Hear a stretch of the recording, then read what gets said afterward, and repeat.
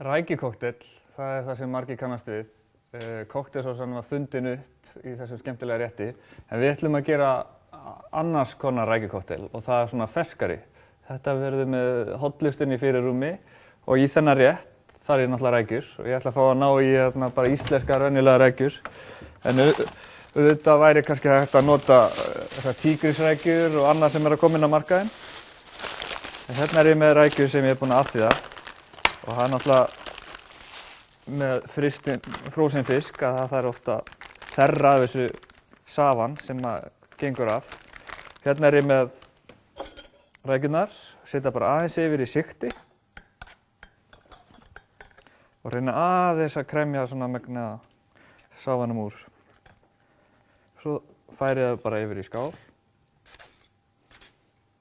Rækjur eru náttúrulega tiltölulega bragðlitlar. Það þess vegna þurfum við að gera svona einhverja góða dressingu. Í þessu ætla ég að nota framandi ávexti og ananas að koma ansi sterkur inn. Og þegar maður notar ferskan ananas þá reynir maður að velja ananas sem aðeins byrjað að gulna. Þá veit maður að hann orðið sætur. Og ég ætla bara að fá að skera hann í frekar svona grófa bita. Hann getur komið með svona áferð á móti mjúkum rækjunum. Óreglulegi bitar eða reglulegir, eftir hvað fólk vill. Setja þetta út í rækjurnar. Ég ætla að vera með chili, ég ætla að vera með hvítlauk og ég ætla að vera með avocado. Ég ætla að byrja á avocadóinu. Avocado þarf að reyna að velja sem aðeins orðið mjúkt. Þá veistu að hann orðinn þroskaður. Það rauninni hægt að nota hálft avocado. Ef þú skerðir það bara meðfram steininum, þá kemur bara húð á þetta. Þetta hægt að nota síðar. Avocado getur orðið brúnt, en þess vegna reynum við að skera það sem síðast. Þetta skerum við bara í svipaða bita og við skárum ananasinn. Til að fá svona góða karakter í þetta, þá ætla ég að fá að setja chili.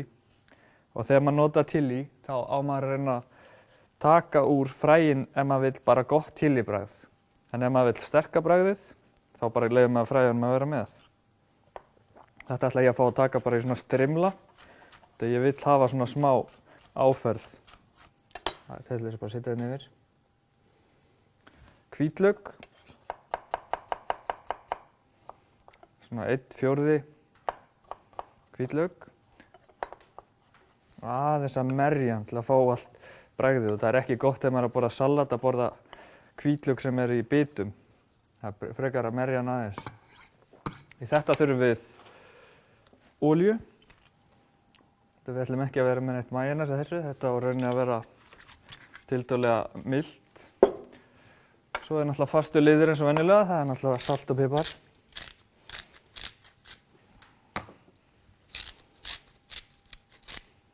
Og svo ætla ég, út af við erum komin hálfa leið til Suður Ameríku, þá ætla ég að fá að læða smá kóríander. Kóríander það sem heldur upp í matreiðsluhefðum á mörgum framandi stöðum. Þess vegna getur verið skemmtilegt að blanda það við íslenska matagerð. Þetta rauninni bara blandað saman. Svo ætla ég að reyna að færa þetta upp á disk. Þetta má vera óregla. Auðvitað náttúrulega hefur margir framreitt rækjukokteilinn í glasi og það ætti ekki að breyta því núna.